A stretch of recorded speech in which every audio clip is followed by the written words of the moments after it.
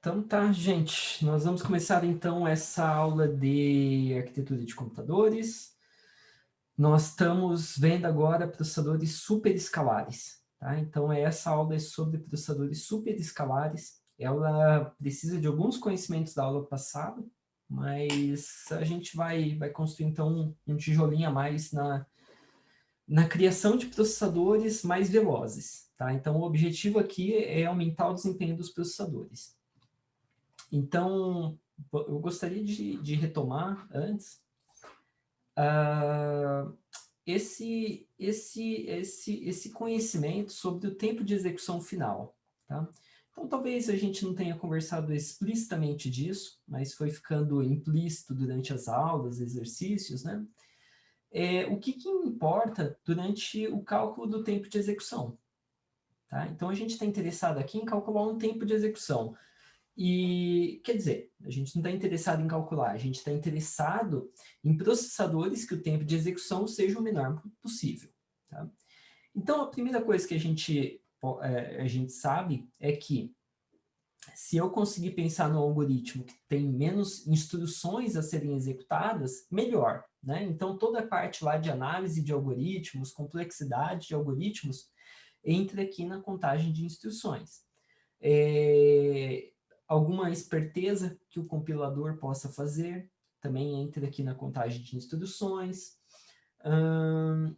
E, claro, a ISA também influencia na contagem de instruções, se for um conjunto de instruções mais complexo ou reduzido. Né? Se for mais complexo, eu imagino que vai ter menos instruções, mas vai afetar os outros parâmetros aqui do tempo de execução. Tá?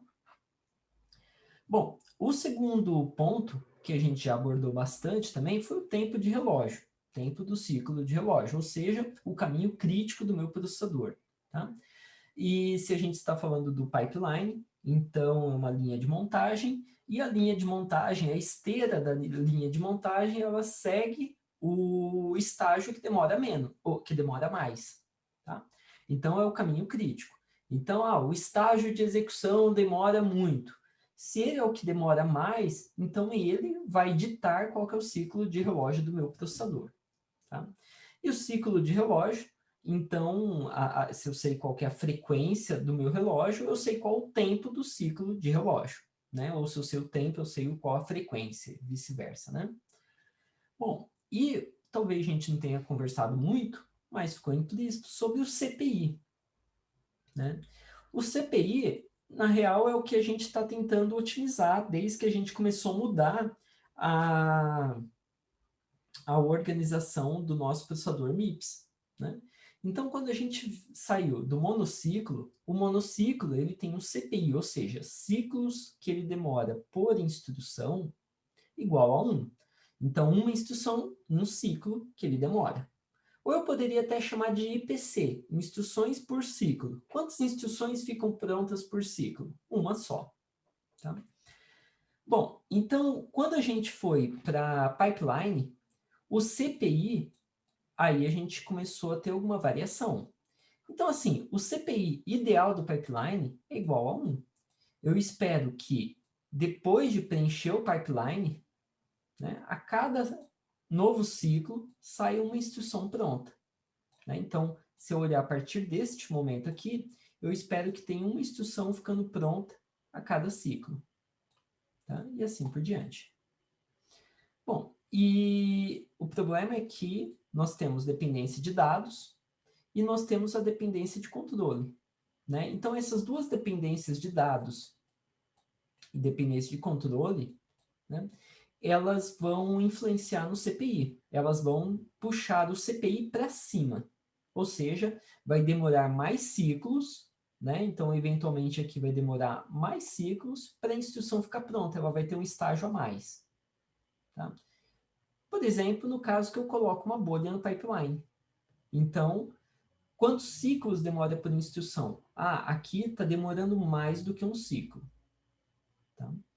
Então, esse daqui é o que se chama de Iron Triangle. Né? Ou seja, esse triângulo aqui, ele tem interferência quando você mexe em alguma das vértices dele. Tá? Então, se você mexer no CPI, ele costuma ter alguma influência no tempo de ciclo de relógio e também na contagem de instruções. Tá? Se eu mudo a minha ISA para mudar esse valor aqui da contagem de instruções, vai ter interferência no CPI e no tempo de ciclo de relógio. Tá? Então, esse cara aqui, ele mostra uma dependência entre essas variáveis. Tá? E, basicamente, se eu tenho o tempo que demora o ciclo, se eu tenho quantas instruções eu estou executando, eu tenho quantos ciclos demora em média, se eu multiplico tudo isso, eu tenho o tempo final que demorou a minha aplicação. Tá?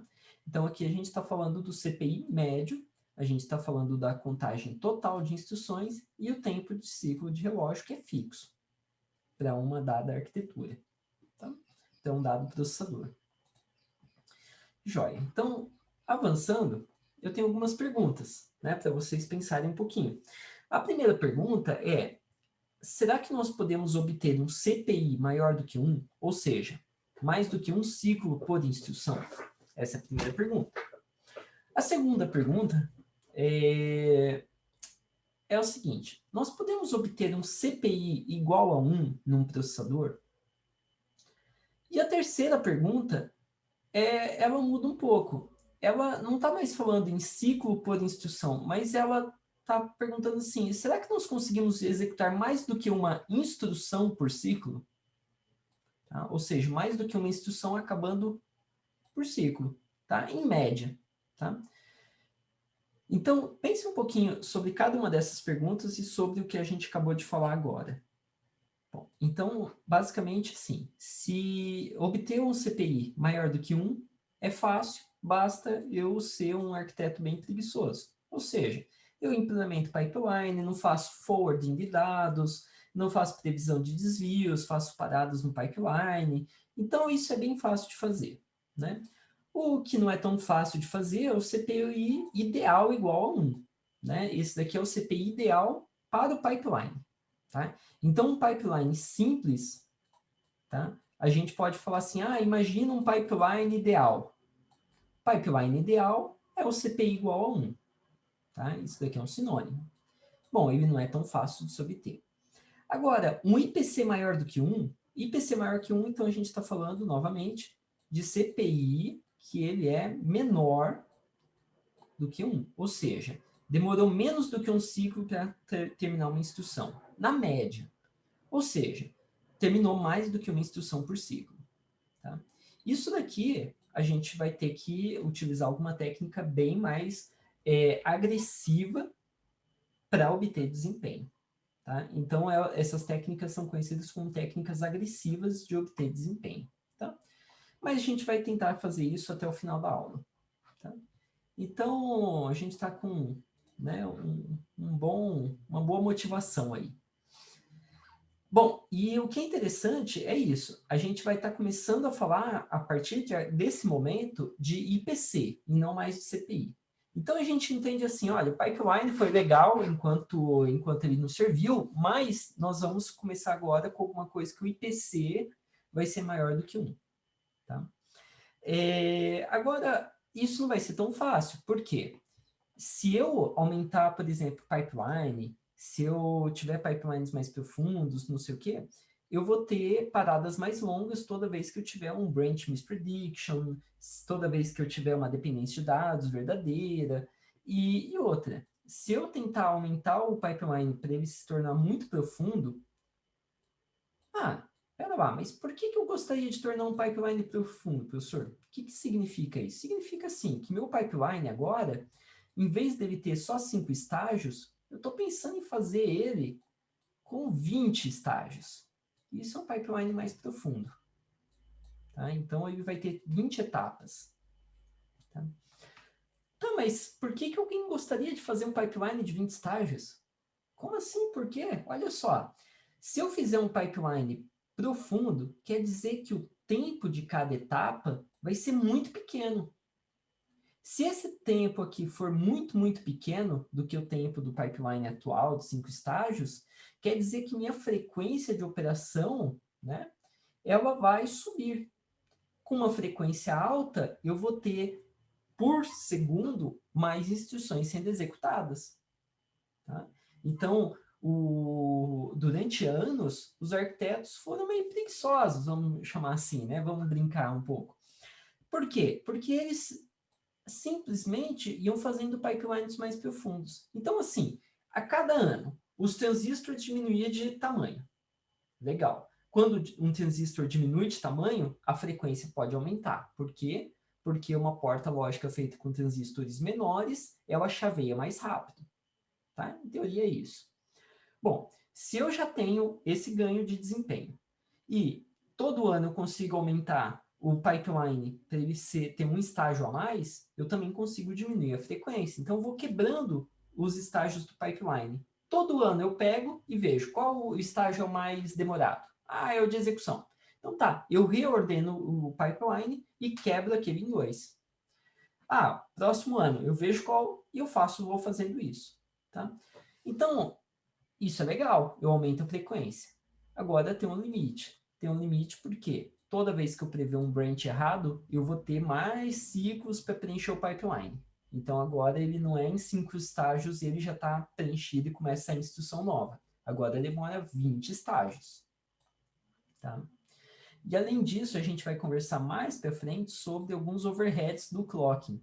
Então, aumentar o clock, aumentar a frequência, não é tão fácil assim.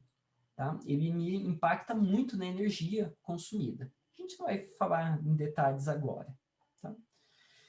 Então, em suma, o que a gente está acontecendo é o seguinte, o pipeline simples, os arquitetos conseguiram fazer eles mais profundos e ganhava desempenho. Maravilha. Mas eles mantinham um IPC igual a 1, no melhor dos casos. Tá?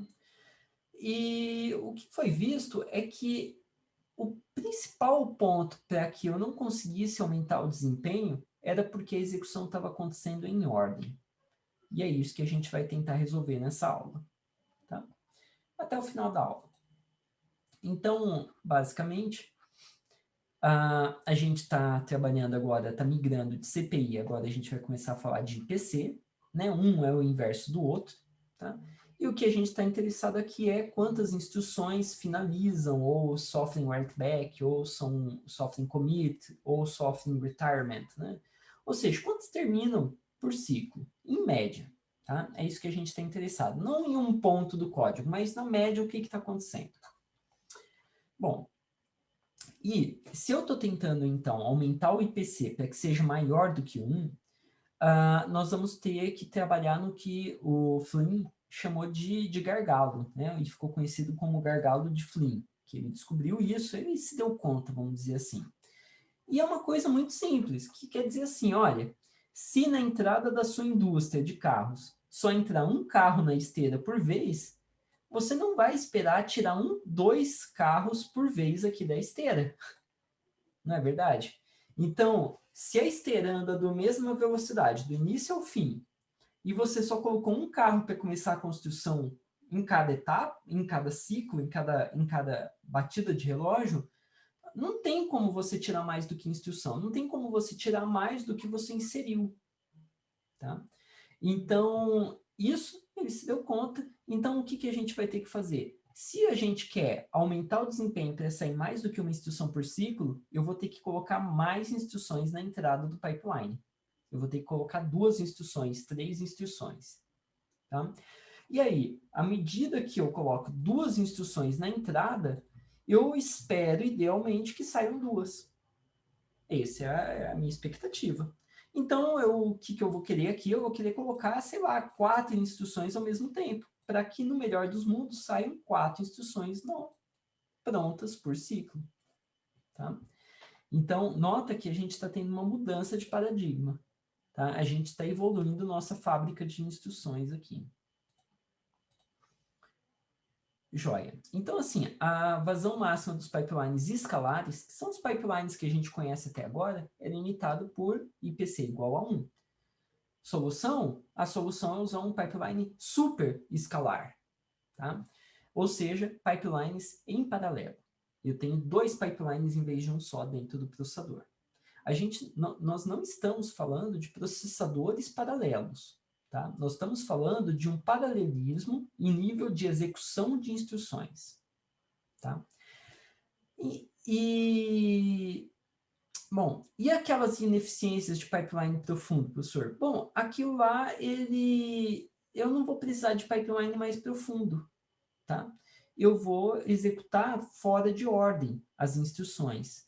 E com isso, não vou ter mais aquela perda de desempenho por executar instruções em ordem. Ou seja, o que eu quero tentar fazer é que quando eu tiver dependência entre duas instruções, tem uma dependência, maravilha.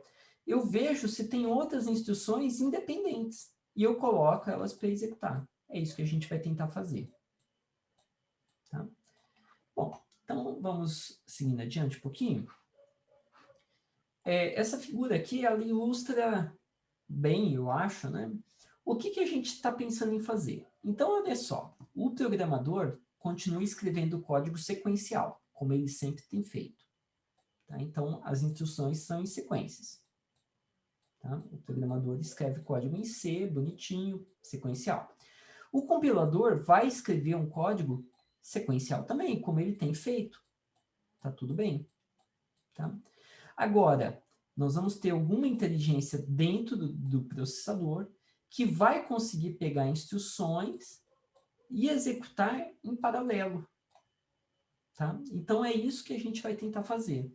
Então, a gente vai tentar achar um paralelismo no nível de instruções, que é chamado de ILP, paralelismo no nível de instruções. Instruction Level Parallelism.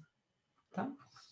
Então, é isso daqui que a gente vai seguir na aula de hoje. Então, primeiro, nós vamos começar olhando o processamento superescalar. E depois a gente vai olhar o superescalar fora de ordem. Tá? Então, ele é meio que assim, a gente saiu do MIPS monociclo. Do MIPS monociclo, a gente foi para o MIPS pipeline. Do MIPS pipeline, a gente vai para o MIPS pipeline superescalar, com execução em ordem. Depois, a gente vai para o MIPS pipeline superescalar com execução fora de ordem. Então, a gente está colocando complexidade. A gente está deixando esse cara um pouco mais esperto. Beleza. Então, assim, o processamento superescalar, a ideia, tá, é ter múltiplos pipelines para buscar, decodificar, executar e finalizar múltiplas instruções por ciclo. Então, vão entrar mais instruções e vão sair mais instruções. Esse é o plano. Tá? A execução pode ser em ordem ou fora de ordem. A gente vai começar olhando em ordem. Depois a gente resolve o problema de tirar elas de ordem. Tá? Por exemplo, se eu tiver dois pipelines dentro do meu processador, ou seja, for um superescalar que é capaz de buscar duas instruções por vez, então a gente diz que a largura dele, né, é igual a 2, ou seja, que ele tem duas vias. Tá? Então, um superescalar de duas vias, ou um superescalar de largura igual a 2. Tá? São sinônimos, a gente entende que é a mesma coisa. Tá? Basicamente, a gente vai ter dois pipelines, então, lá dentro. Tá?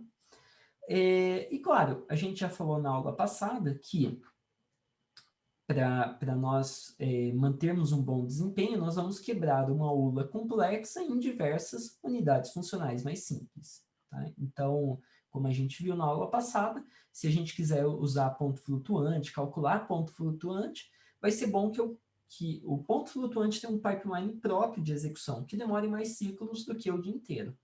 Tá? Então, a gente está seguindo nessa ideia. Tá? Maravilha. Então, vamos avançando. E, basicamente, aquele diagrama de ciclos vai ficar dessa forma. Tá? O diagrama de ciclos, ele representa que, olha, eu estou aqui com duas instruções e tudo, no melhor dos mundos, vai garantir que eu tenha um IPC igual a 2.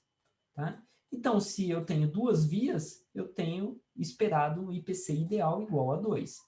Agora, nota, tudo aquilo que foi problema antes, desvios, condições de dependência, tudo isso vai ser pior agora e vai puxar o IPC para baixo. Tá? Então, eu vou ter que ser cada vez mais esperto para fazer um processador para manter esse IPC no modo ideal, tá? Nesse nível ideal que a gente espera. Tá? Joia. Então, um exemplo de processador com 2 pipelines, aqui eu estou chamando ele de isolados, tá? É o Intel Pentium. Então, a gente tem lá, a Intel lançou o 286, 386, 486, né? Teve algumas evoluções do 486 e depois veio o Intel Pentium. Tá? Depois veio o Pentium 1, Pentium 2, Pentium 3, Pentium 4 e depois veio a família Core, Core 2 Duo, e depois começou o Core primeira geração, segunda geração, terceira, a gente está na 11ª geração, algo assim, né? Então, só para vocês entenderem qual que é a ordem e onde nós estamos no tempo. Então, nós estamos aqui na década de 90, tá? E, basicamente, nesse exemplo aqui da Intel, o que a gente consegue ver é que nós estamos fazendo fetch decode de 2 instruções e elas têm pouca comunicação entre esses 2 pipelines. A gente vê que tem um meio que bem isoladinho, né, os pipelines. A gente consegue observar eles aqui. Tá? Então, o PC, ele é enviado para a memória de instruções. Opa, desenho errado.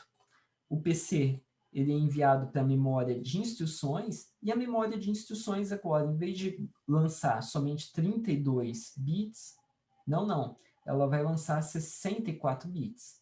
Ou seja, ela vai buscar 2 instruções por vez. Tá?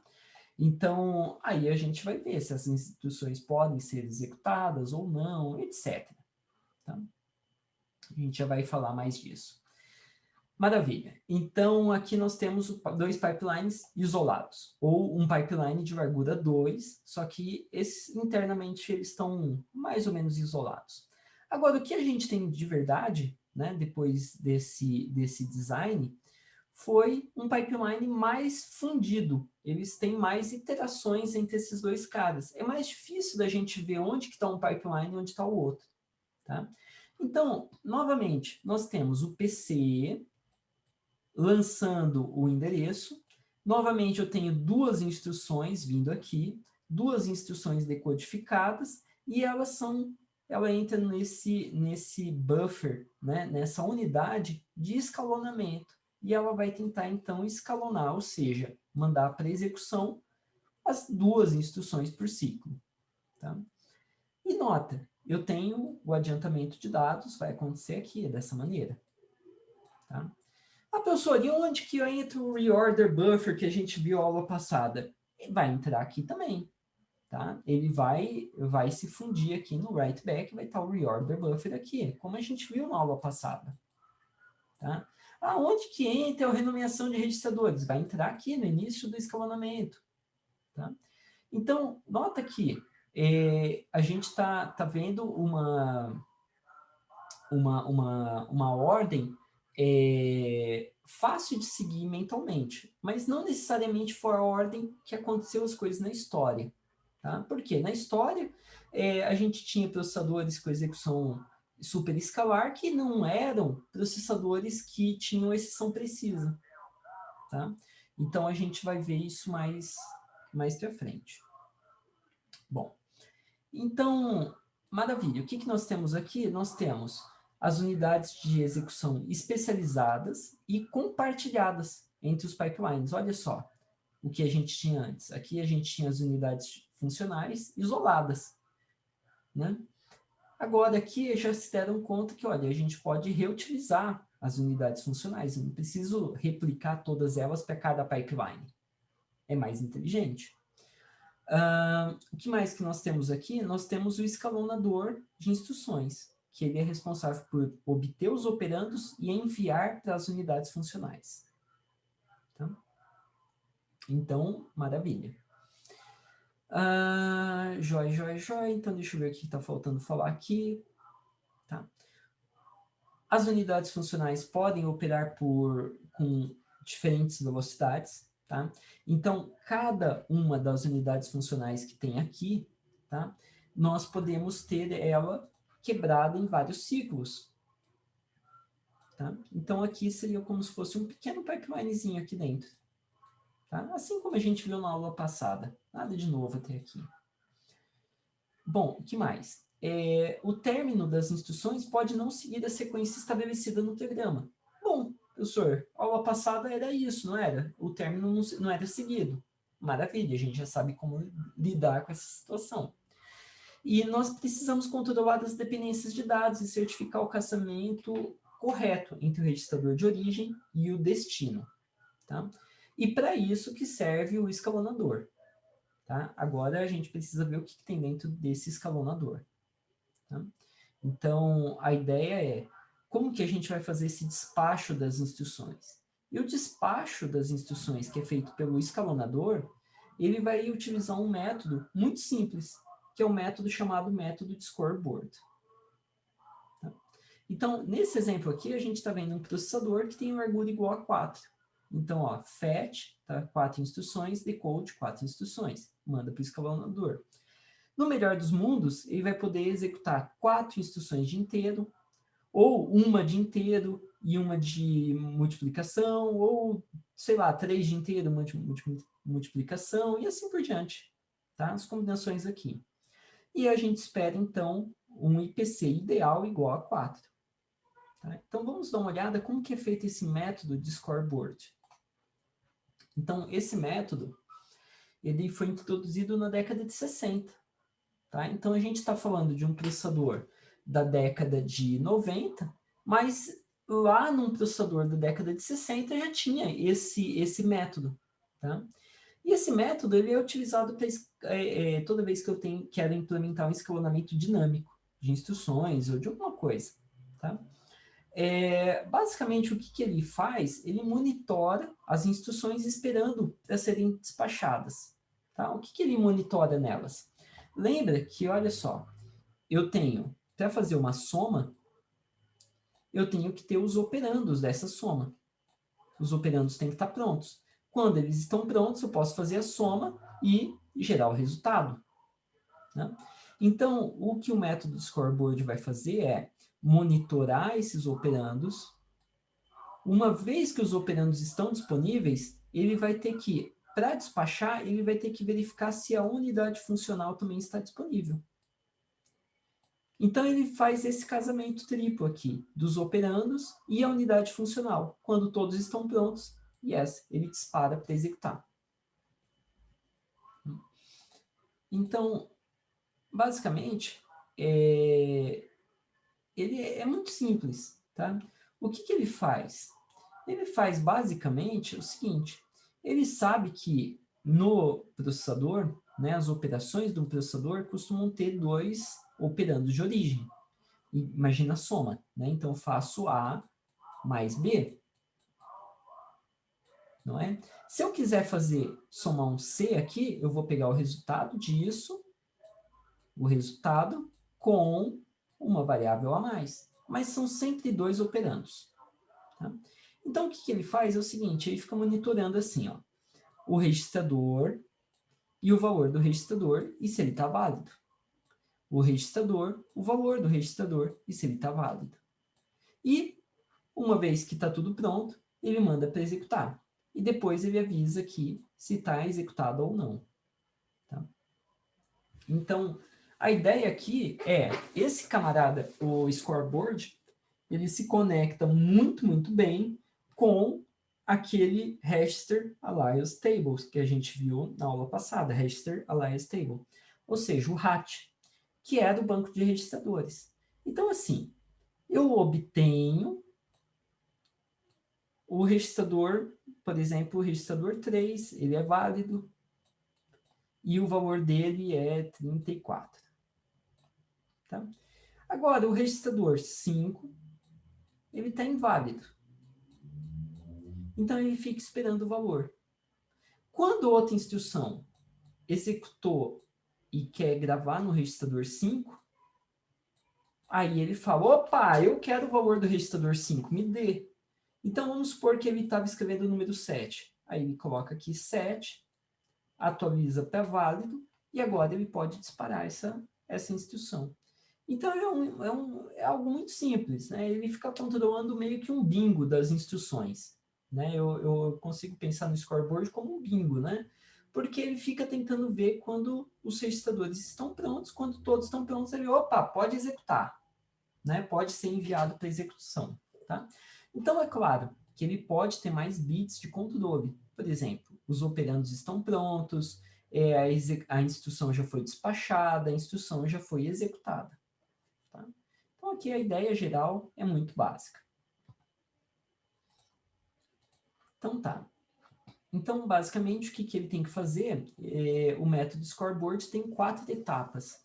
Primeira etapa, ela busca se existem unidades funcionais disponíveis e se tem alguma dependência. Tá? Então, se houver dependências, ele tem que parar, a instrução não vai seguir adiante. Depois, então tem a unidade funcional disponível. Ele faz a leitura dos operandos. Claro, ele não precisa fazer isso em ordem, tá? Ele pode fazer ao mesmo tempo esse cara e esse cara. Ele lê os operandos. Novamente, se algum registrador não estiver disponível, ele para. Agora, se os registradores estiverem disponíveis, ele começa a execução. Tá? Depois, a execução não tem nada de novo. É uma execução de uma unidade funcional normal. Tá? Eu mando para uma ULA executar aquilo que eu queria. Depois, a escrita dos resultados. Durante a escrita dos resultados, seja no hobby ou no banco de registradores, o método de scoreboard fica observando o que está sendo escrito. Então, ele fica vendo sempre o que está sendo enviado para o banco de registradores, né? Eu vou colocar aqui reg. Ele também recebe uma cópia do que está sendo escrito. E aí ele verifica, olha, alguém está dependendo daquele registrador? Eu estou. Então, toma aqui o valor está pronto. E aí ele vai verificar se pode ser despachado ou não. Então, ele tenta despachar as instruções o mais cedo possível. E é assim que ele ganha desempenho. Tá? Então, basicamente, né, uma visão de alto nível seria essa daqui. Eu faço o fetch decode e vou alocando aqui no scoreboard. O scoreboard, ele fica monitorando. Se ele tiver na vez de executar, se a instrução for a mais antiga, e tiver a unidade funcional, ele despacha. E ele já tenta ver a próxima, que pode ser despachada no mesmo ciclo. Tá? Então, sei lá, ele pode ver 2, 3, 4 instruções a serem despachadas no mesmo ciclo. Tá? Desde que elas estejam em ordem. Quando as instruções estão prontas, ele pega o resultado e verifica se alguém está esperando aquele resultado. Se tiver, ele alimenta e já no próximo ciclo vai verificar se tem mais alguém para despachar. Tá? No final, o que a gente tem aqui, o write back, ou seja, o commit das instruções. As instruções vão saindo aqui. Então, esse daqui foi o método de scoreboard. Tá? O método de scoreboard, ele é muito legal. Agora, o que acontece com essas duas execuções aqui, quando a gente tiver com o método de scoreboard?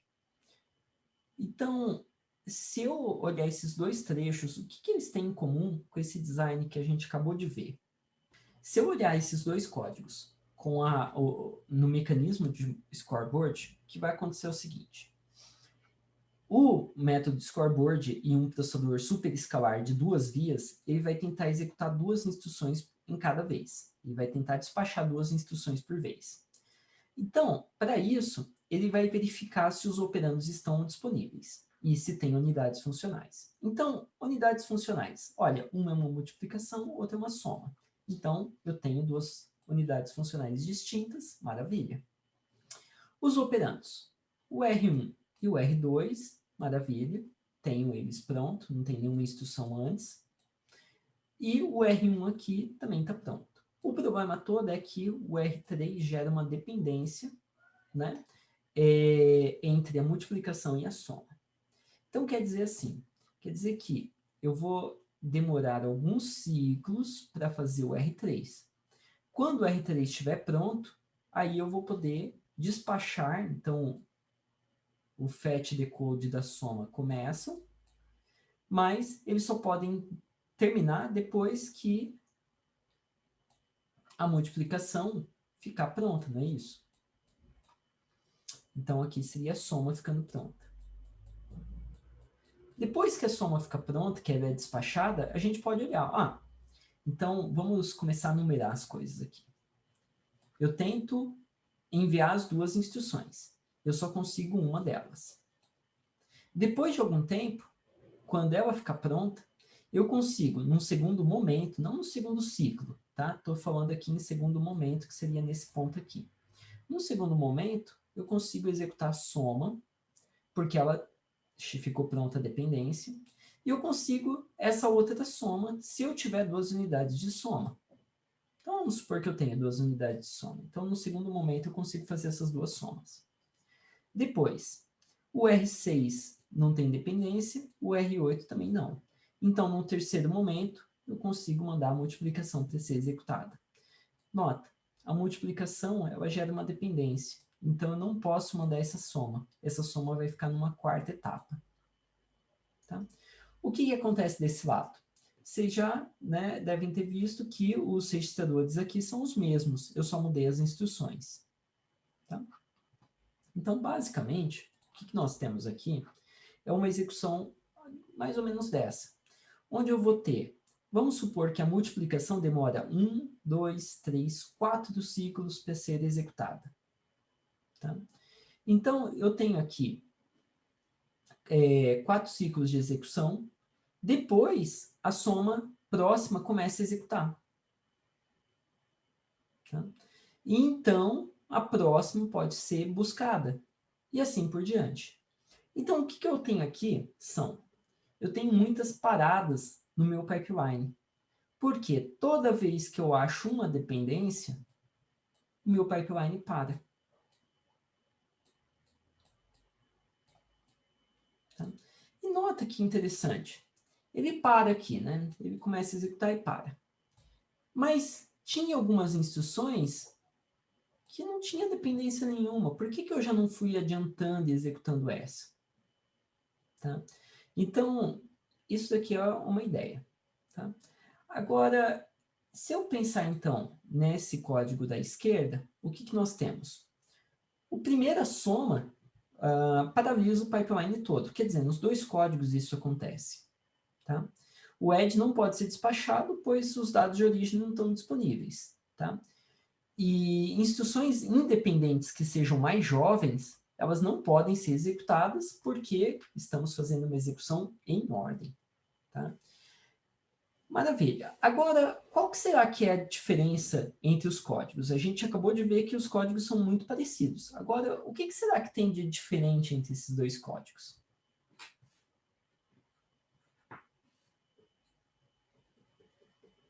Ideias?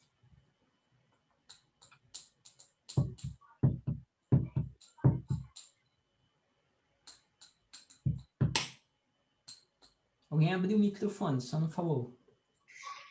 A única coisa diferente é da primeira instrução. Porque a primeira tem a multiplicação e a segunda tem o load. Tudo bem. E como essas instruções são diferentes? De que forma, assim?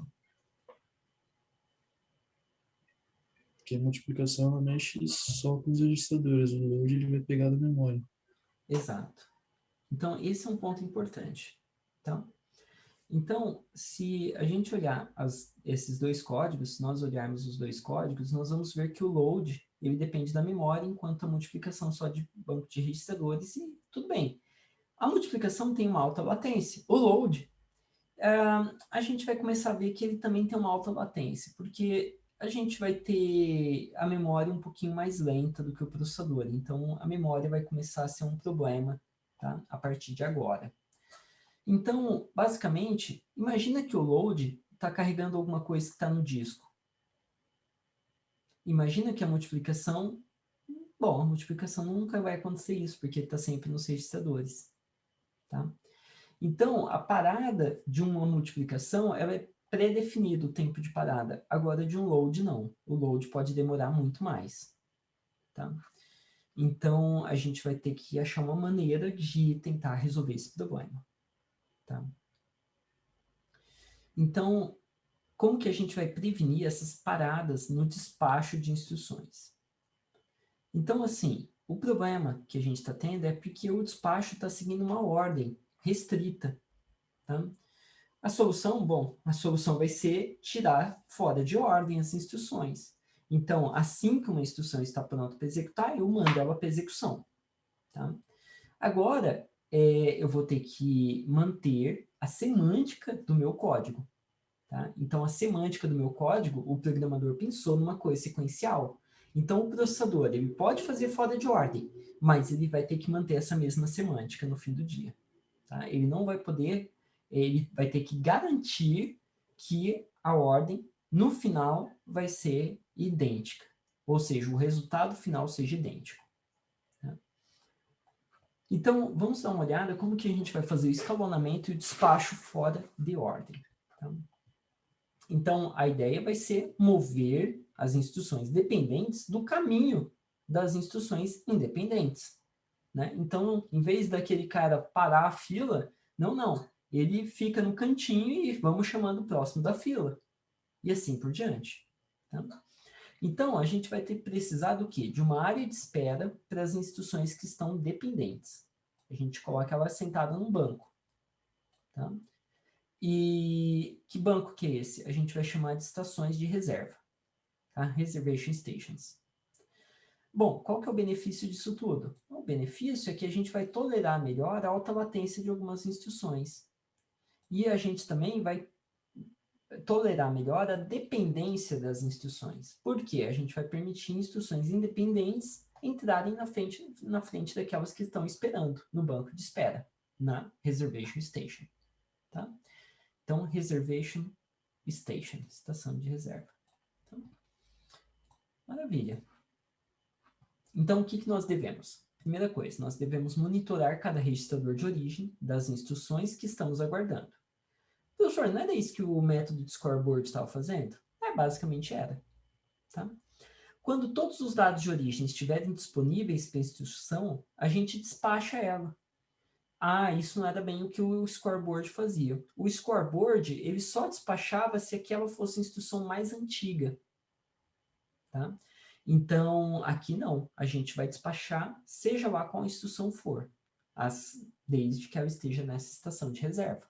Tá?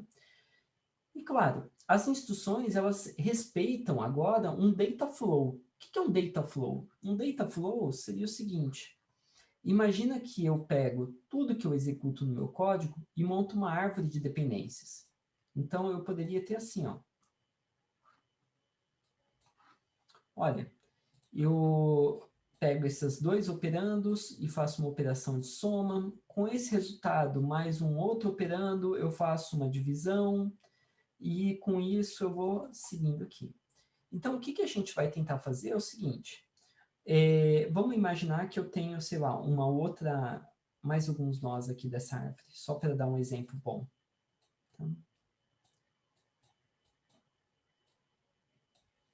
Então,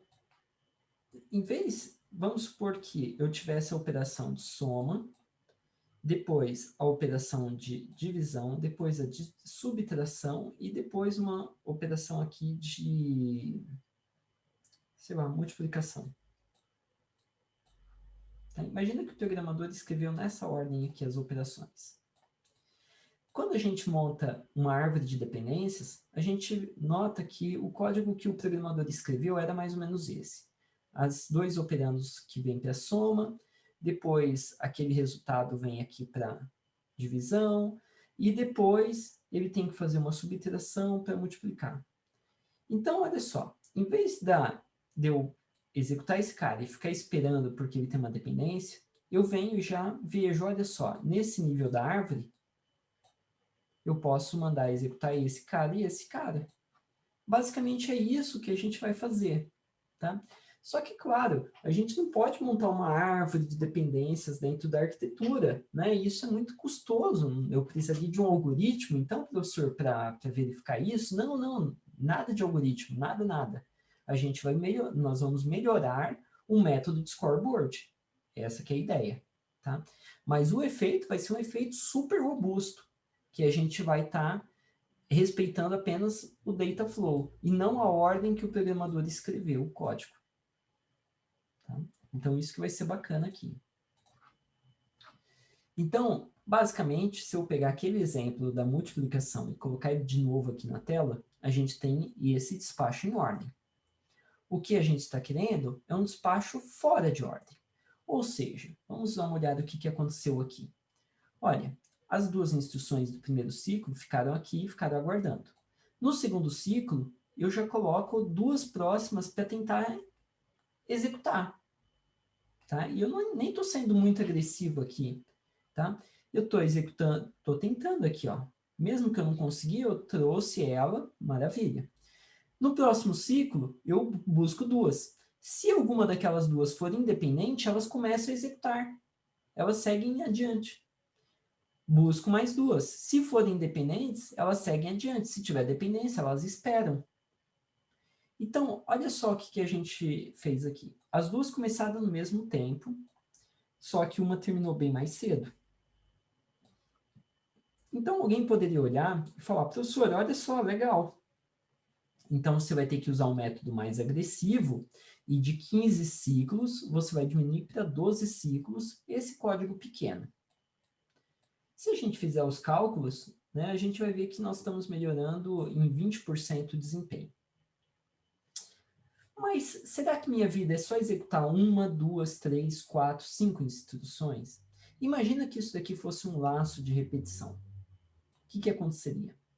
Então, o que a gente veria seria esse comportamento aqui repetido mais vezes. Não é isso? Então, a gente pode estimar que, ao longo prazo, a gente estaria fazendo o seguinte: 5 instruções demorando 8 ciclos, tá? 1, 2, 3, 4, 5, 6, 7, 8 ciclos. 1, 2, 3, 4, 5 instruções. Ou seja, o IPC desse caso aqui com despacho em ordem foi igual a 0,65. Se eu fizer fora de ordem, eu vou executar 1, 2, 3, 4, 5. Só que em 1, 2, 3 ciclos apenas. Então, eu tenho um IPC igual a 1,666. Ou seja, eu deixei o processador 2 vezes e meia mais rápido. Né? 250% mais rápido. Tá? Se a gente olhar e imaginar que esse comportamento vai se repetir ao resto da execução. Tá? Então, nota, nós não estamos no IPC ideal. O IPC ideal seria igual a 2. Por quê? Porque a gente está despachando 2 instruções em cada ciclo. Tá? Mas nós já estamos bem melhores, né? Então, vamos tentar atingir isso daí. Tá? Então, para atingir isso, se utiliza o algoritmo de Tomasulo. Tá? O algoritmo de Tomasulo, ele prevê uma renomeação de registradores, tá? Inventado por Robert Tomasulo, para permitir a execução fora de ordem. Então, basicamente, o que nós precisamos fazer aqui é, nós precisamos eliminar as falsas dependências, por isso a gente usa a renomeação de registradores, igual na aula passada. Tá? E esse algoritmo, ele foi usado lá em 67. Ele foi usado em 67, nas unidades de ponto flutuante do IBM 36091. Tá? Depois, ele foi usado em algumas variantes dele no Pentium M, no Core 2 Duo e assim por diante. No Alpha, no MIPS, no IBM Power e tudo mais. Tá? Agora, qual que é a diferença lá de 67 para o que a gente está fazendo hoje em dia? O que acontece é o seguinte, ó, as exceções precisas só foram criadas mais tarde, em 85. Tá? Por esse camarada aqui, ó, Yeopet. O Yeopet e o Shibanon e o Yeopet aqui, esse outro artigo. Tá? Esse professor que eu tive a oportunidade de trabalhar junto lá nos Estados Unidos.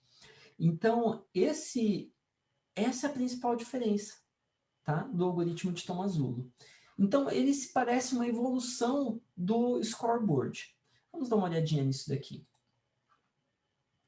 Então, os dois principais componentes vão ser a Reservation Station, e o register alias table, tá? A tabela de renomeação de registradores, tá? Então, bom, o que a gente vai fazer no algoritmo de Tomasulo? Primeiro, a gente vai se preparar. A gente vai alocar uma estação de reserva antes da renomeação, tá, da instrução. Então, a primeira coisa, eu aloco uma estação de reserva. Tudo bem. Inserimos na estação de reserva a instrução mais os operandos renomeados. Maravilha. Tudo bem. Se não tiver estação de reserva disponível, a gente para o pipeline. Tá? Para, porque não tem como, tem muita instrução já esperando. Então, não tem o que fazer. Maravilha. Mas se a gente não tiver que parar, então a gente vai começar a despachar. Tá? Dentro da estação de reserva, cada instrução, tá, vai observar aquele barramento de retroalimentação, né, que eu tinha conversado, ou seja, a saída da ULA, né, das ULAs, vai mandar para o banco de registradores e também vai mandar para a estação de reserva. Tá? Que é esse tal de CDBus. Tá? Eles deram um nome bonitinho lá nesse algoritmo de Tomasulo. Maravilha. Quando a tag que a gente renomeou o registrador é observada, então agora a gente não está falando de registrador 5, registrador 4. A gente está falando do registrador que ele foi renomeado. E os registradores são renomeados em termos de estação de reserva. Ou pode ser depois lá no hobby. Tá? A gente vai ver com o hobby como isso funciona. Mas basicamente é isso. A gente fica olhando o que nós estamos esperando e despachamos novas instruções assim que elas estão prontas para serem enviadas. Tá? Maravilha. Opa, deixa eu limpar isso daqui. O que mais? E o encerramento? O encerramento, nada de muito novo acontece.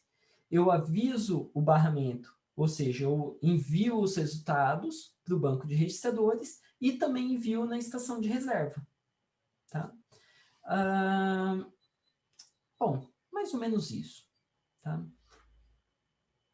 Então, esse daqui é um diagrama, tá, da máquina de Tomasulo, o algoritmo de Tomasulo implementado, tá, no IBM 360. Tá? Joia. Então, onde que está o hobby, professor? Não tinha exceção precisa, lembra? Demorou mais, sei lá, 10, 15 anos para sair a exceção precisa. Ah, é verdade. Muito bem. Então, o que nós temos aqui? Basicamente, nós temos as instruções chegando e sendo alocadas em estações de reserva. Conforme elas estão prontas para serem executadas, elas são enviadas aqui para as unidades funcionais, para as ULAs. Conforme elas terminam de executar, o que acontece? Os dados são enviados para o banco de registradores e também são realimentados nessas estações de reserva. Para falar, olha, o registrador ou a instrução que estava na estação de reserva 3 acabou de ficar pronta. Então, se alguém estava esperando os dados dessa estação de reserva, eu sugiro pegar esses dados e utilizar, porque está pronto. Tá? Então, essa que é a ideia da máquina de Tomasulo. Muito bem. Vamos falar um pouquinho dessa estação de reserva. Tá? Essas janelas aqui, ó, que ficam aguardando as instruções a ficarem prontas. A gente pode ver que aqui nós temos o quê? Duas estações de reserva. Duas estações de reserva, cada uma para uma unidade funcional diferente. Tá? Então, poderia ser algo do tipo, olha, essa daqui só faz ponto flutuante, soma e subtração, e essa daqui faz multiplicação. Alguma coisa do tipo. Tá? Então, professor, mas eu não poderia criar uma estação de reserva grandona aqui para as duas e alimenta as duas? Ah, é verdade, eu posso criar. Tá? Então, vamos falar um pouquinho, brevemente, sobre isso. Então, eu posso ter uma estação de reserva centralizada, como a gente tinha lá no Pentium Pro, na década de 90, ou uma estação de reserva distribuída, como a gente tinha lá em 1967, né, naquele 360, IBM 360, ou como a gente tinha aqui ó, no ano 2000 no Pentium 4. E os mais recentes também são assim, tá? Então, a ideia é que nós possamos ter estações relacionadas com cada unidade funcional, tá? Então, nota, a anterior, ela precisava fazer o quê? Ela precisava ficar de olho em todas as unidades funcionais. As novas, ela só precisa ficar de olho na sua unidade funcional, que ela está conectada. Tá? Então, o que acontece? Qual que é a troca que a gente tem aqui, professor? Bom, sempre tem uma troca, né? E a troca, basicamente, é o seguinte. Se a gente pegar o primeiro quesito, o fato dela estar centralizada quer dizer o seguinte, se todas as instruções que eu estiver executando são do tipo soma, legal. Então, vamos supor assim, ó, que eu tenho que eu tenho 15 estações de reserva. Então, eu posso alocar 15 somas. Agora, se elas forem distribuídas, por exemplo, eu tenho 5 para soma e subtração, 5 para multiplicação e 5 para divisão, então o número máximo de instruções que eu vou ter de soma são 5. Então, depois disso, a estação de reserva está cheia, o pipeline para. Então, por que é legal colocar 15 instruções de soma dentro da estação de reserva? Porque é uma janela maior para eu descobrir instruções que estão prontas para serem despachadas.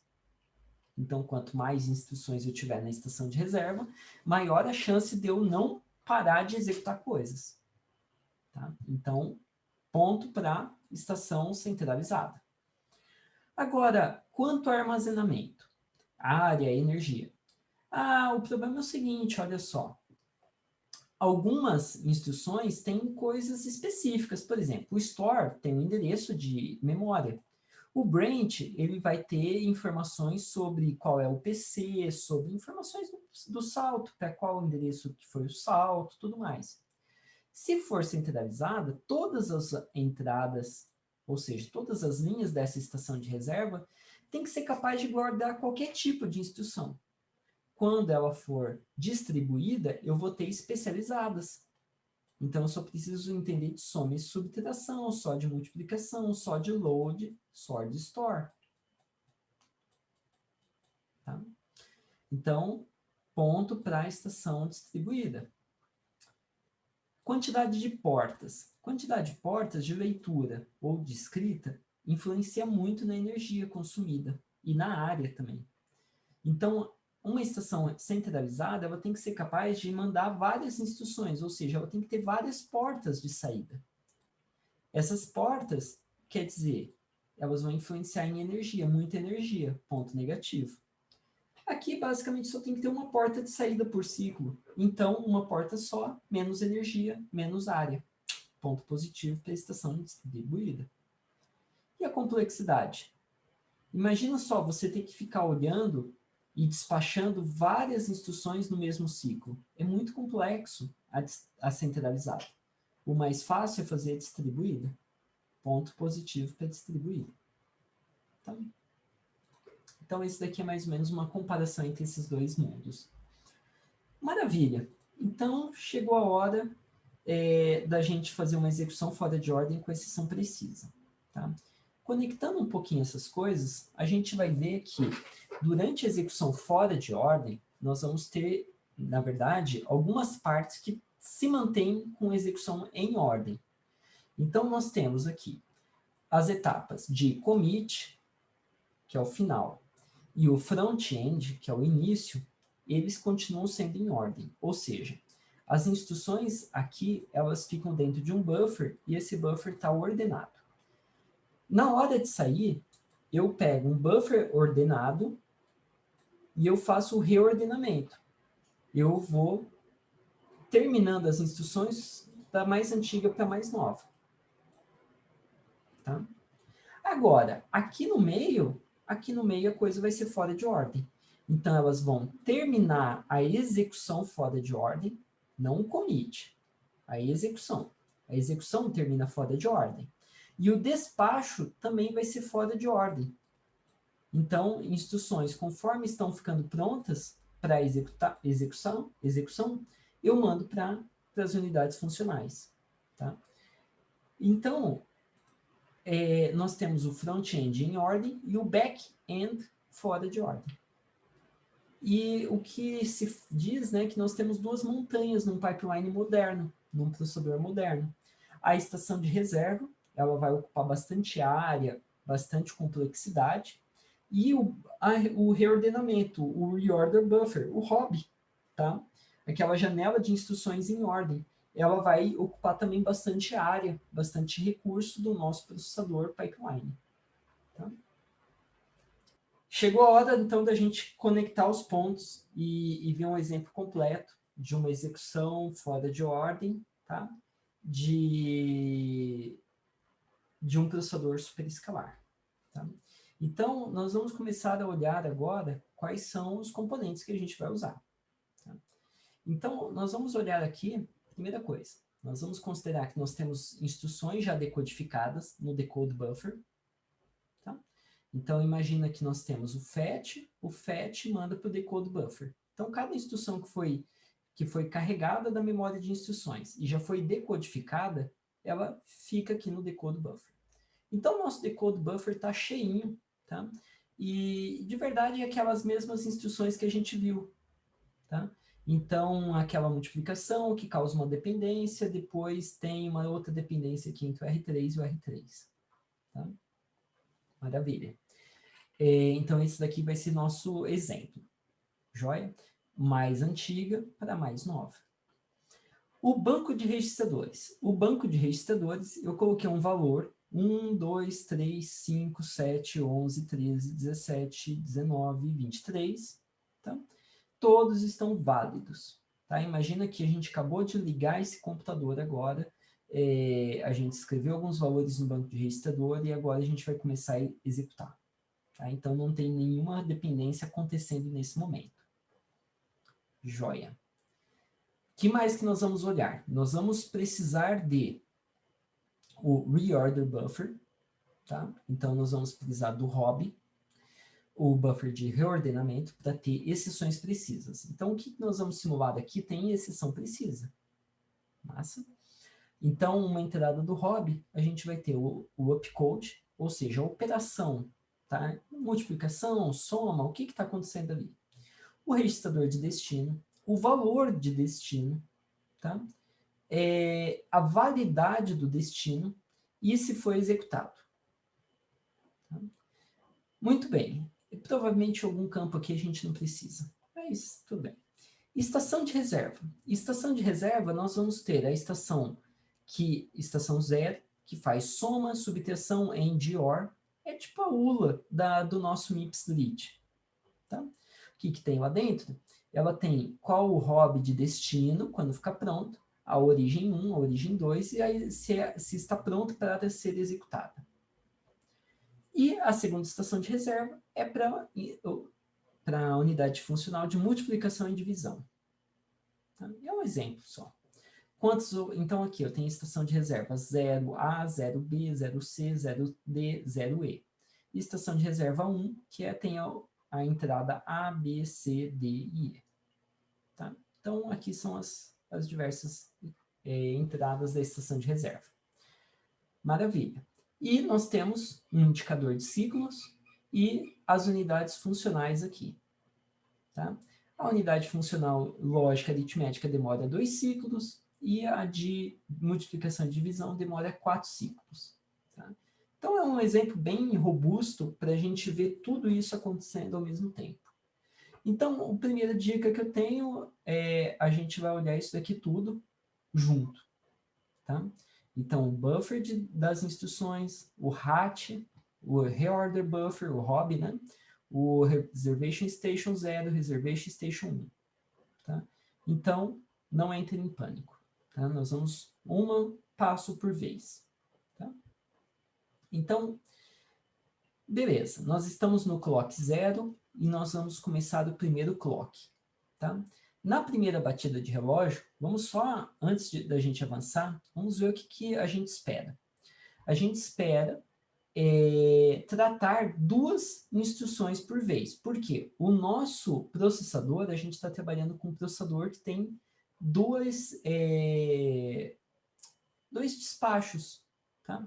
Então, um processador que tem um arguro igual a 2, tá? Ou são duas vias de execução, tá? Então, vamos começar pegando a instrução mais antiga, a de multiplicação, tá? Essa instrução, ela vai fazer o quê? Primeiro, vamos olhar com calma tudo que aconteceu aqui. Então, uma instrução que ela vai escrever no registrador 3. Se ela vai escrever no registrador 3, bom, primeiro, antes de tudo eu tenho que alocar ela no hobby. Aloca ela no hobby. Tem um hobby livre? Tem, maravilha. Agora que eu aloquei ela no hobby, eu vou lá no operando... eu também vou alocar ela na estação de reserva? Lógico, lógico. Então, aloquei ela na estação de reserva A. Tá? Maravilha. O que eu faço? Com a estação de reserva, eu vou copiar os operandos de origem, o R0. Eu pego esse daqui do R0, na verdade, não isso, né? Eu pego isso daqui do R0 e copio aqui dentro, ó. Ou seja, o valor e que ele está válido. Eu pego o segundo operando, R1. Eu pego o R1 e copio aqui para dentro. Então, o valor 2 e está válido. Ele não tem nenhuma tag porque ele está válido. Tá? E, basicamente, quando os dois estão válidos, eu tenho uma porta E que já setou aqui como está pronto para execução. Não tão rápido, cowboy, a gente tem que fazer mais uma coisa. A gente vai fazer um ponteiro falando que essa estação de reserva, o resultado final, vai ser gravado no hobby 0. E nós vamos fazer o seguinte também. Nós vamos pegar e falar, olha, aqui está o R3, que vai ser escrito. Então, se alguém quiser o R3, a partir de agora, você deve ir lá e procurar dentro do hobby 0. Porque agora ele não está mais válido. Tá? Então, o R3 não é válido. Se você quiser, vá no hobby 0 e pegue ele. Massa? Então, esse daqui é o clock 1. Tá? No mesmo clock, lembra? A gente vai tratar também essa instrução aqui, a segunda. Tá? Sei lá, a gente pode pensar que fosse na segunda metade do clock, tá? Mas, na verdade, isso pode acontecer ao mesmo tempo. Tá? Com alguns cuidados. Então, na segunda parte do clock, vamos chamar assim, nós vamos tratar com essa soma. Então, primeira coisa, vocês já vão começar a pegar a ideia. Alocar no hobby. Então, eu coloco a soma lá no hobby. Segundo passo, aloca na estação de reserva. Terceiro passo, copia os operandos do banco de registradores, do RAT. Copiei, então, o R0, está aqui. Está aqui? Não, esse é o outro. O R0 está aqui, é o segundo, né? O R0 é o da direita, ó. Da direita, origem 2. O da esquerda, o R3, está aqui, ó. Eu copiei ele para cá, está vendo? Então, o que ele está dizendo? Ele está dizendo que não está válido um dos operandos, não está pronto para executar. Por que não está pronto para executar? Bom, porque ele vai ter que esperar o hobby 0 ficar pronto. Quando o hobby 0 ficar pronto, aí ele vai copiar os dados para cá e vai poder enviar. Até lá, não pode. Tá? E, novamente, eu vou fazer um link. Deixa eu limpar um pouquinho isso daqui.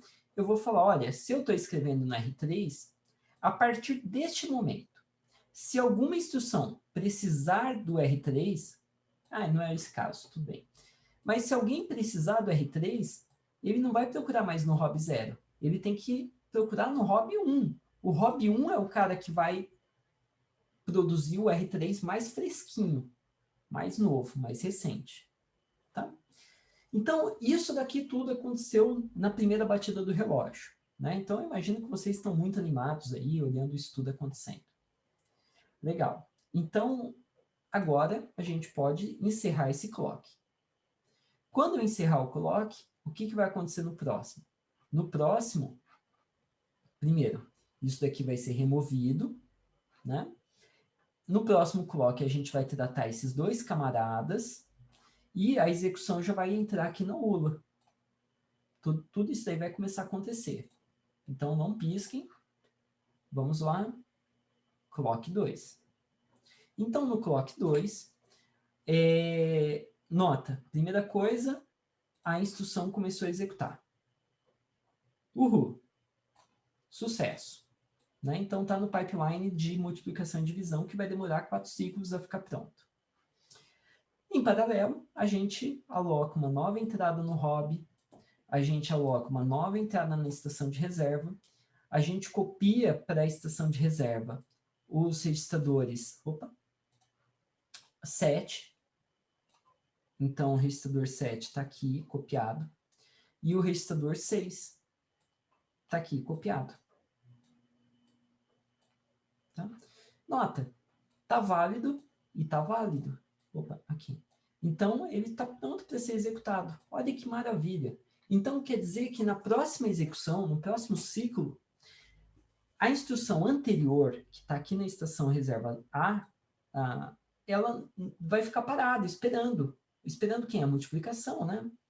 Ótimo. Mas essa segunda soma já vai poder ser disparada. Então, a gente vai começar a ganhar desempenho nesse clock 3. Muito bem. Bom, isso não é tudo. Não é tudo, professor? Não, claro que não. Olha só, a gente vai tratar 2 instruções, lembra? A gente tratou 2 no primeiro clock, agora no segundo clock a gente vai tratar 2, desde que tenha entrada suficiente no hobby e desde que tenha entrada suficiente no reservation station. E é o caso, né? Então, novamente, vamos avançando aqui. E nós temos aqui, então, o hobby 3 recebendo a multiplicação. Então, saiu do buffer de decodificação. Nota que essas entradas aqui, elas começariam a receber novas instruções. Né? Então, seria um buffer circular. Quando termina, começa a olhar de novo. Tá? Legal. Então, eu estou na segunda parte do clock 2. Segunda parte, né? Para vocês entenderem. Então, o que acontece? A multiplicação é alocada no hobby. Maravilha. Ela vai escrever no R3. Olha só que interessante, gente. Se ele vai escrever no R3, é a terceira instrução que está escrevendo no R3.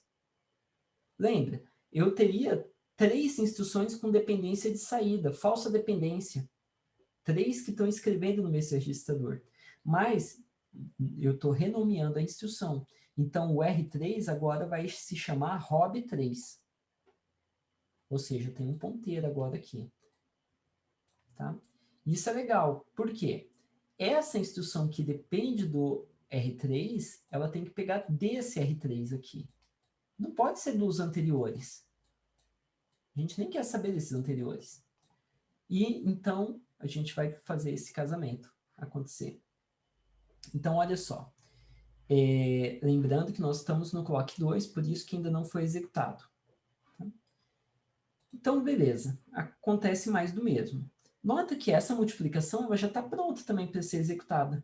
Então, no próximo ciclo de relógio, essa multiplicação vai entrar aqui. A multiplicação anterior vai andar no pipeline e essa nova vai entrar. Tá? Então, super bacana, né? Tá acontecendo um monte de coisa ao mesmo tempo. Vamos avançar o clock, então. Clock 3, a gente pode ver, ó, o hobby 2 aqui já recebeu aquela soma que é fora de ordem. A mágica começou a acontecer. O hobby 3, né, essa posição aqui da minha ULA, também recebeu o hobby 3, que é uma multiplicação fora de ordem. Maravilha. Tá? Em paralelo, o que está acontecendo? A última soma foi alocada no hobby, e aqui a gente vai ver com calma. Ela foi alocada na estação de reserva, né? Ela pegou o R9, então copia o R9 aqui para dentro, e o R9 está válido, e ela copia o R3 aqui para dentro. Tá aqui, ó. Então, tá inválido. Quando que vai ficar válido? Quando o hobby na posição 3 estiver pronto. Então, essa instrução, ela não vai esperar mais o R3. Ela vai esperar o ROB3. Né? Porque eu renomeei o que se chamava R3, agora se chama ROB3. Tá? Então, ela não vai ficar dependendo dessa daqui que escreve no ROB, no R3. Ela não vai ficar esperando essas duas. Ela vai ficar esperando essa, que é a última que escreva. Então, se essa daqui terminar antes que essa, olha que benção, ela vai poder ser executada. Tá? Então, é super interessante esse mecanismo. Um pouco complexo, muitas coisas acontecem ao mesmo tempo, mas ele garante um alto desempenho. Tá? Então, novamente, essa instrução de soma não está pronta para ser executada. Então, agora a gente vai começar a avançar os ciclos, e o que vai acontecer? Essas instruções vão começar a caminhar. Basicamente é isso. Quando a gente vai ter novidade? Quando elas estiverem prontas, porque aí eu resolvo dependências, resolvendo dependências eu libero novas instruções para serem despachadas. Tá? Então, eu vou limpar a tela e vamos avançando. Ó. Clock 4 agora. Viu o que aconteceu? Ó. Vou voltar. 3, puf, andou. Tá? Só isso que aconteceu. O buffer está vazio. Eu não quis ir enchendo mais, senão a gente ia ficar aqui eternamente. Tá? Maravilha. Então, no clock 4, as coisas vão começar a acontecer no próximo ciclo, porque essa instrução aqui de soma vai ficar pronta.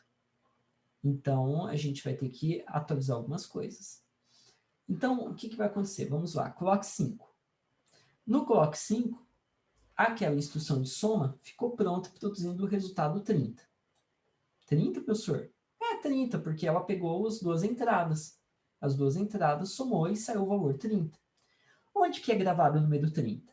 O número 30 é gravado na entrada do ROB. Por isso que a estação de reserva tinha guardado qual que era o número do ROB, era o ROB 2. Por isso foi para lá. A partir de agora, essa entrada da estação de reserva está disponível. Legal, né? Legal. Então, ela já foi executada, ela está com o valor de destino válido, está aqui o valor. Massa. Muito bem, ninguém precisava do R1. Ninguém estava esperando o R1, né? O ROB2. Ninguém estava esperando o ROB2. Tá? A gente pode olhar aqui, ó, tag igual a 2, ó, ninguém tem. Então, não acontece nada de novo assim. Nota que essa instrução está pronta, mas o banco de registradores, na posição 1, ainda não foi atualizado. Continua com o ROB2. Então, se alguém quiser o R1, vai lá no ROB2 e pesquisa o valor. Se tiver o valor, usa. Se não tiver, espera. Tá? Então, vamos avançando mais um clock. E vocês vão ver que agora no clock 6, essa instrução vai ficar pronta. Então, essa instrução é uma multiplicação que está aqui. Ela está multiplicando 1 vezes 2. Então, vai sair 2. Saiu o valor 2. Tá? Então, o que acontece? Acontece o seguinte. O valor 2 é gravado no ROB 0. Está aqui, ó.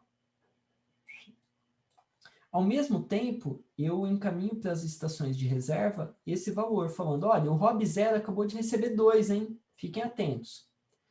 E aí ele fala, ROB 0, pera lá, alguém estava querendo 2? Esse cara estava querendo 2, lembra?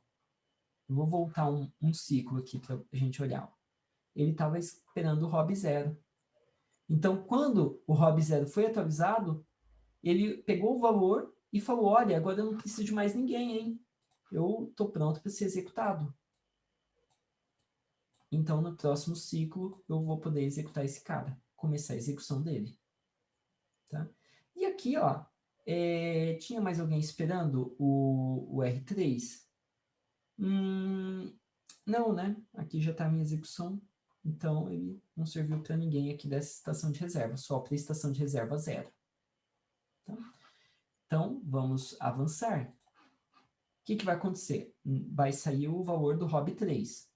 O ROB3 é 13 vezes 19. Então, façam aí 13 vezes 19 e dá 247. Então, olha só, vamos com calma. Primeira coisa, 247 é encaminhado para as estações de reserva, escrito Hobby 3, valor 247, e também para o Hobby. Então, o Hobby na posição 3 foi atualizado. As estações de reserva também foram atualizadas. Tá? Se ela foi atualizada, agora está válido e agora ela pode ser executada. Beleza? E lembra, aquela que ficou pronta antes, ó, já está lá no Hobby, já está mais à frente. Já está na unidade funcional. Então, ao mesmo tempo, as coisas não acontecem uma coisa de cada vez. As coisas acontecem em paralelo. A unidade de write back, tá? Então a gente vai ter um estágio de write back. O estágio de write back, ele vai operar no Hobby também. E o que ele vai fazer? Ele vai ficar sempre olhando a cabeça do Hobby. Então, ele está tempo já olhando essa cabeça do Hobby aqui e está vendo que a cabeça do Hobby não estava pronta, não estava executada, não estava. Agora ficou executada. Né? No ciclo passado terminou a multiplicação. Então, agora, ele vai fazer o commit, ele vai eliminar essa entrada do Hobby. Quando ele for fazer isso, o que ele vai fazer também é o seguinte, ele vai pegar e, deixa eu limpar um pouquinho isso daqui, ele vai fazer o seguinte, olha, o registrador R3 tem que receber um valor novo. Tá? Então, primeira coisa que ele faz, ele vai no R3 e escreve o valor novo.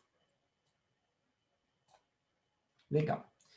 Professora, e agora ele seta que agora está válido, é isso? Não é assim. Tá? Então, ele vai fazer uma verificação, ver se esse tag é igual à entrada do Hobby. Olha só, ele vai comparar, então, 3 é igual a 0, que é a entrada 0 do Hobby? Não, não é, são diferentes. Então, se forem diferentes, o bit de validade continua 0. Tá? Quer dizer assim, quer dizer que mais instruções vão escrever no R3. Essa não é a última instrução que vai escrever no R3. Então, ele fica esperando. Tá? Ele não pode ainda falar que esse é o valor final do R3, enquanto ainda tiver instruções no Hobby executando e que vão escrever no R3. Então, a verificação é feita assim, olhando se a tag bate com a tag que está aqui. Se não bater, então continua 0. Se batesse, eu ia colocar 1 aqui. Então, vamos avançando. No próximo ciclo, eu não vou conseguir fazer o commit. Por quê? Olha só, essa instrução do Hobby 0 ainda não está pronta. Então, vai ficar parado um pouquinho mais. Então, olha só, o que aconteceu aqui nesse ciclo? Basicamente, pouca coisa, né? Isso daqui andou. O Hobby 1 estava aqui, agora o Hobby 1 foi para frente e o Hobby 4 entrou aqui. Tá? No próximo ciclo, essa instrução aqui, a Hobby 1, é a soma, né? A soma vai ficar pronta. Tá? O que ele está executando aqui? Ele está somando 1 com 2, então vai ser o resultado 3. Então, vamos ver. Beleza, saiu o resultado 3. Né? Saiu o resultado 3, ele vai atualizar o Hobby na posição 1, né? Então, o Hobby 1 ficou pronto com o valor 3. Então, está aqui o valor 3. Agora é o valor válido. Agora foi executado. Maravilha. E ele vai verificar se alguém está esperando o Hobby 1. Não o registrador 3, o Hobby 1. Ninguém está esperando o Hobby 1. Né? Ó, ninguém está esperando. Se ninguém está esperando, ele vai avançar. Então, aqui no próximo ciclo, o que vai acontecer? O próximo ciclo, esse cara aqui vai ficar pronto. Esse cara aqui, tá aqui, ó, Hobby 4. Ele está somando 5 com 23. Né? Então, 28. Vai sair o número 28 aqui, a gente vai ver o que vai acontecer. Maravilha. Então, notando que tem um bug aqui nesse slide, que aqui não estaria modificado para 247. Tá? Eu fui aqui meio ansioso e fui lá e alterei. Tá? Então, aqui estaria com o valor anterior do registrador 3. O valor anterior gerado pelo ROB 0. Tá? Maravilha. Por que que... Pera lá, professor, mas por que que o valor não é atualizado de cara? Quando fica pronto, eu já não vou lá e atualizo e maravilha. Bom, porque senão, se eu precisar jogar fora instruções por causa de um branch mal tomado ou por causa de uma exceção, imagina que essa soma faça um overflow. Eu tenho que jogar fora essas instruções mais novas. Então, eu tenho que ser capaz de ter um estado consistente na tabela no banco de registradores. Então, por isso, eu só vou escrever no banco de registradores quando a instrução for a mais velha, quando ela for a cabeça do hobby. Quando eu for remover ela do pipeline, aí eu escrevo no banco de registradores. Eu não posso escrever antes. Tá? Então, é por isso. Joia, vamos avançando. Então, coloque 10. Coloque 10 agora, ladeira abaixo. Tá? Então, saiu o valor do hobby 4. O hobby 4 foi atualizado somente no hobby 4. Né? Tá aqui, ó, 28. Então, o registrador 7 ainda não foi atualizado. Ufa, aqui eu não errei. Né? O que vai acontecer, então? O hobby 1, ele é o mais velho, ele vai ser removido, porque ele já foi executado. Quando ele é removido, eu vou lá no R3 e atualizo do valor 3. Ó. E agora, a gente vai setar o bit de validade? Deixa eu ver. Ó, o tag 3 é igual a hobby1, igual a tag 1? Não, eles são diferentes. Se eles são diferentes, então ainda não é hora de setar como bit validade. Mas já vai chegar. Próximo ciclo. Nota que, olha, tudo já está sendo executado, né?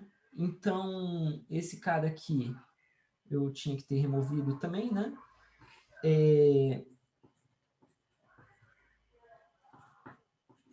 Então, o que vai acontecer agora é a ladeira abaixo. Eu vou fazer o commit das instruções. É isso que vai terminar agora. Tá? Então, ciclo 11. Opa, segunda parte do ciclo 10, né? Ah, foi removido aqui. E olha, tem duas instruções que estavam prontas. O hobby 1 e o hobby 2. Então, se entraram duas instruções no fetch, duas instruções na estação de reserva, eu tenho que ser capaz de tirar duas, senão eu nunca vou ter um processador de alto desempenho. Né? Então, se a largura de entrada é 4, eu vou tentar sair 4. Então, eu tenho que ser capaz de olhar 4 instruções prontas e remover elas do hobby. Então, é isso que eu vou fazer aqui. Ó. O hobby 2 vai ser removido também. Tá? E olha só que interessante. Aqui sim a gente vai ver uma coisa interessante. O R1 está aqui, R1. O valor 30 vai ser escrito. O valor 30 foi escrito. Agora, vocês podem ver, ó, nenhuma instrução mais nova vai escrever na R1. Ou seja, aqui estava apontando para o hobby 1. Se estava apontando, eu posso remover esse ponteiro e setar como válido. Se alguma instrução agora entrar e quiser o R1, ele já usa esse valor aqui direto. Bom, vamos adiante. No ciclo 11, as instruções estão prontas, então commit, gravo aqui, e agora sim, o R3, esse era o último a escrever no R3. Então, foi escrito, bit de validade setado. E o R7 recebe o 28, era o último ponteiro para o R7, então, setado também. E assim terminamos. Então, basicamente, um resumo. Tá? Aqui tem o que é feito durante a execução fora de ordem, que foi esses passos que a gente fez. Tá? Ligar o consumidor ao produtor de dados, o buffer precisa de um buffer de instruções para quando elas ficarem prontas da execução, precisa ficar olhando sempre se as origens estão sendo produzidas, se forem produzidas eu posso despachar, e quando eu tenho todos os valores de origem, eu despacho para a unidade funcional. Foi basicamente isso que a gente viu, né? Com mais detalhes, é lógico. Tá? Dependências de saída, antidependência, aquelas dependências que não são verdadeiras, elas não são um problema para nós, porque a gente está renomeando os registradores. Se a gente tiver Branch mal previsto. Se a gente tiver exceção, basta a gente ir lá no hobby e limpar as instruções que são as mais novas. A gente deixa só as mais antigas. E aí a gente ajusta o PC e aí a gente segue adiante. Tá? Então o hobby, ele nos ajuda também nisso. Porque ele é como se fosse uma tabela que tem ponteiro para todas as instruções que estão em execução. Então eu consigo transformar elas em NOP mais rápido. Tá? Então essa é a ideia. Bem, então, basicamente, a gente já viu como eliminar as dependências de saída, antidependência. Ótimo.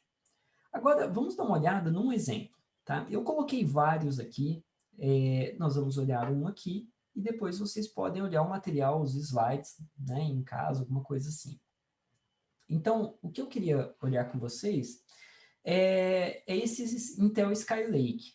Tá? O Intel Skylake, então, sei lá, provavelmente a minha máquina aqui é um Intel Skylake. Então, ela começou com a Intel sexta geração. Tá?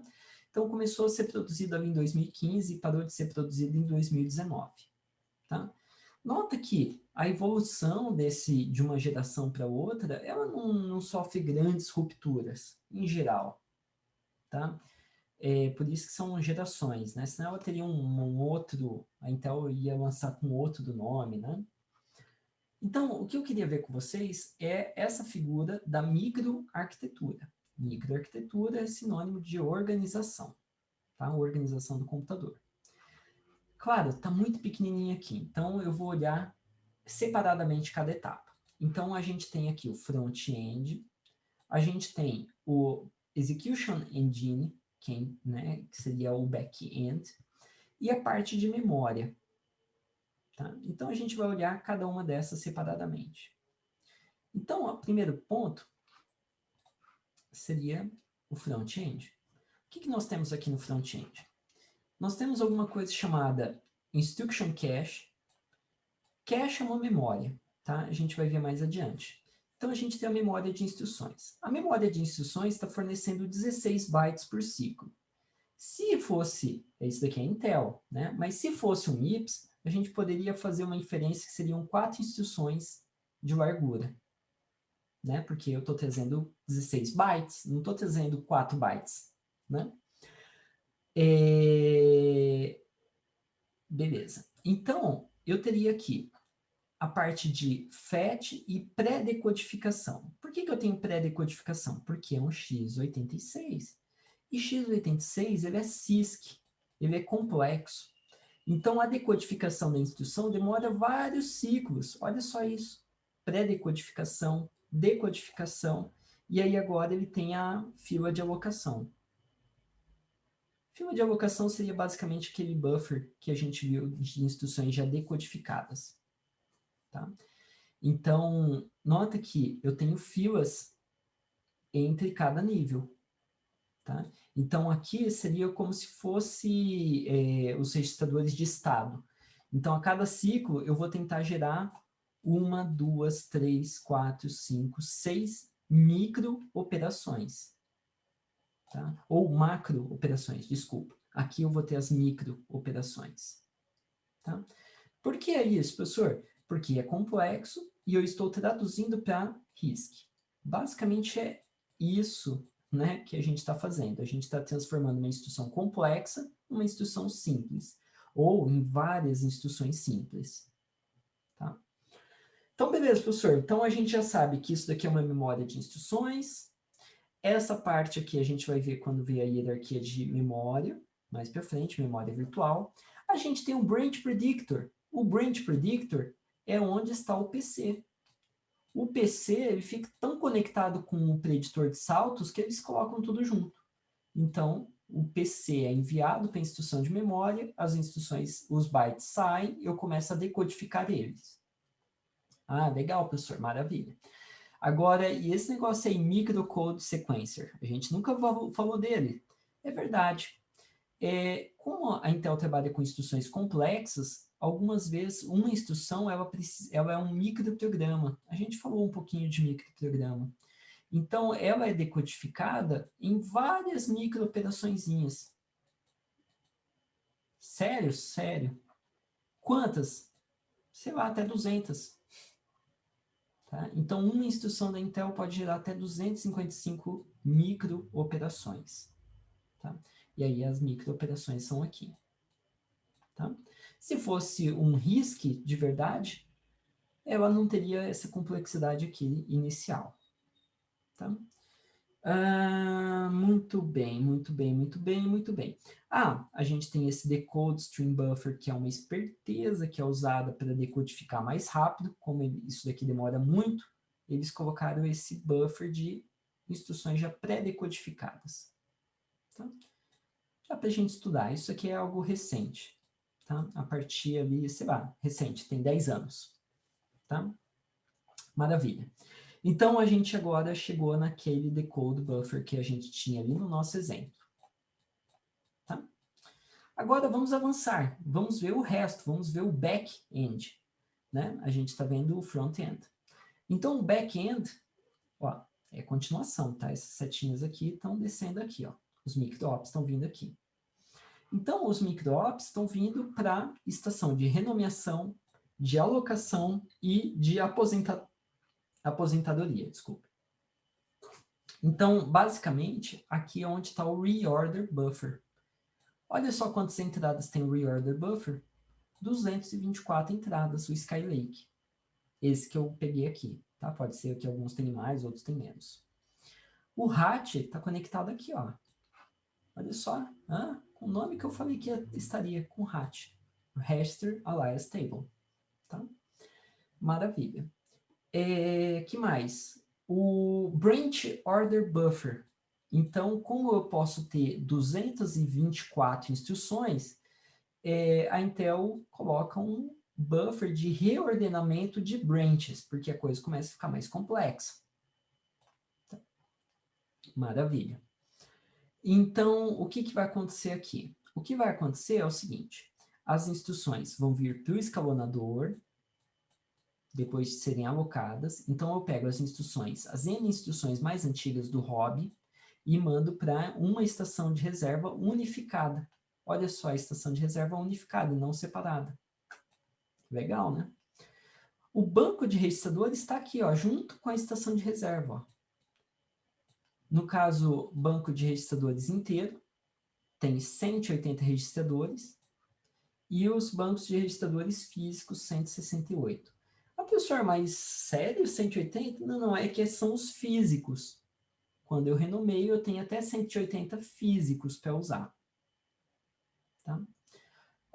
Então, talvez o esquema que eu mostrei ali não seja exatamente o que a Intel usa. Se fosse, ela teria que ter 224 registradores físicos.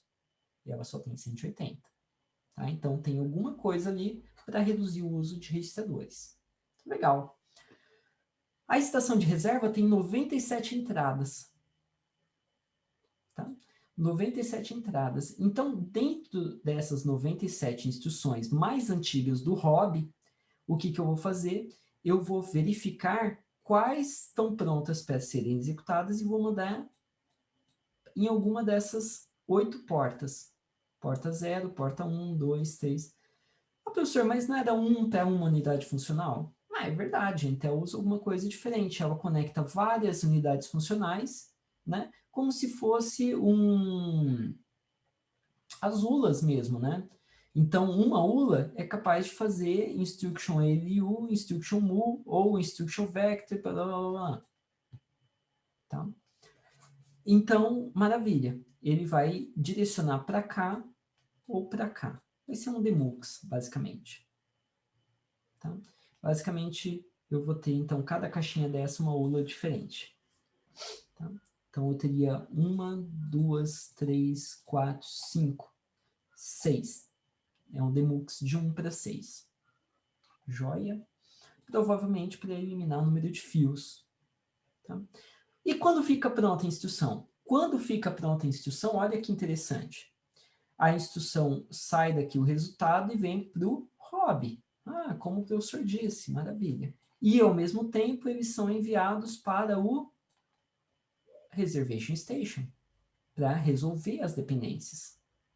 E, uma vez que é resolvida a dependência, eu despacho as novas instruções. E assim segue por diante. Então, unidades de execução. Lembra? Eu estava chamando de functional units, unidades funcionais. A Intel chama de unidade de execução. Tanto faz. Tá? Quando uma instrução acessa a memória, eu vou ter uma unidade de load que vai acessar a memória. E eu fico esperando a memória responder depois, mais tarde.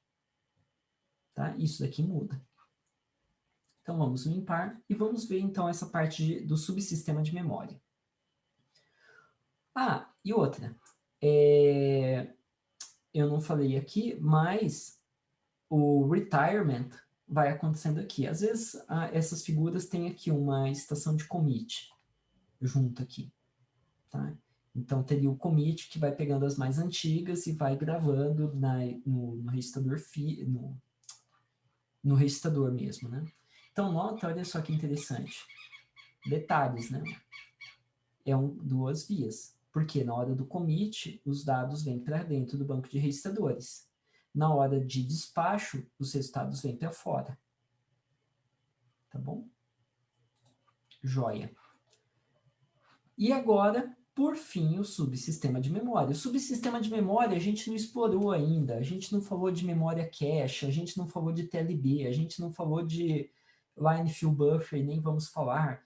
Então, assim, a ideia aqui é as instruções vão ficar aqui esperando os loads acontecerem e os loads são enviados para... Aqui está vindo só os dados, né? O endereço não está mostrando como que chega. Mas a ideia é que os endereços são enviados para a memória de cache de dados e quando está pronto, ele chega aqui. Então, basicamente, eu tento fazer 2 loads por ciclo nesse processador Skylake. Tá? Então, vocês podem pegar o processador que vocês têm na máquina de vocês, olhar lá qual que é a geração, entrar no São Google, perguntar, São Google, a geração tal do Core i7, a 8ª geração, que processador que é? Ah, é o, sei lá, Ice Lake. Então tá. Aí você vai lá, procura o nomezinho na internet, procura por microarquitetura e você vai ver um diagrama igual a esse. E aí você vai poder ver o que tem dentro do teu processador. Tá? Assim, uma visão de alto nível. Então, era isso que eu queria mostrar para vocês nessa aula, gente. Tá? Que a gente saiu lá do MIPS Pipeline, ou monociclo, né? E a gente chegou agora no processador Pipeline super escalar com execução fora de ordem.